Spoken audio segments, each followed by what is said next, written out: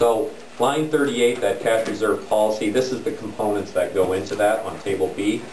So if you see that $791,288 in 2010, these are the components that go into that number, that recommendation.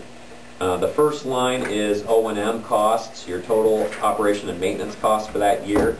25% of that number, or 3 months, is the best business practice of how much money you should carry in.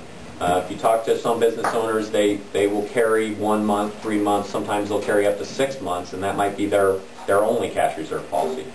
There are a dozen different cash reserve policies you can adopt. This is the one we like best, this is the one we recommend, but the ultimate thing is we recommend that you have one. And council has the ability to change these percentages if they feel fit. Some might say we want 4 months or less, or etc. But the point is, if you have something in place, you have a target of what you should have in the bank for the electric utility. So you can say that's the biggest driver at 3 months at $388,000. The second one is very pertinent at this case, is the historic utility plant and service, 1%. That's a storm contingency. So that might ring a bell on some of the things that have been going on. Essentially what we're saying is, if you have a windstorm, ice storm, if you're in a hurricane zone, any of those types of storms, they're going to cause financial and physical damage to your system. And you should have some emergency funds available for that. And this can be from 1 to 3% depending on your risk and where you're at in your system, 1% on the lower end.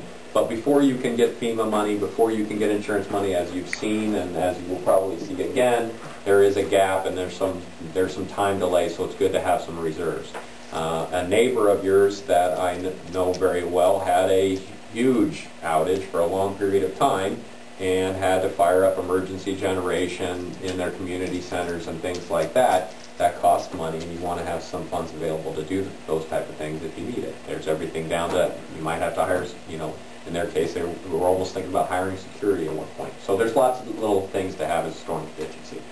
The next 3 and 4 are pretty self-explanatory. Those are deposits and debt service. You have somebody else's money. By law, either you have to have it in a separate escrow account, or at least have it available on hand to pay back. And then debt service.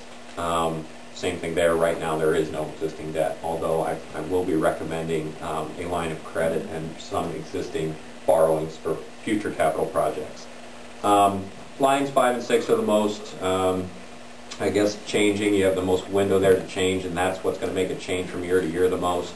To have the current year capital improvements and the 5-year target capital improvements, basically saying if you plan on spending money to upgrade your system, you should have some of it on hand to be more attractive to the banks to get a lower interest rate, things like that. It's just kind of like down payment on a house. If you go to the bank and you say, I want to buy a house, and you have 20%, you're going to get a much better, closing costs and interest rate than maybe if you do with no money down. That's the whole purpose behind that. Same type of deal. Questions on that? I know I'm moving quickly, but just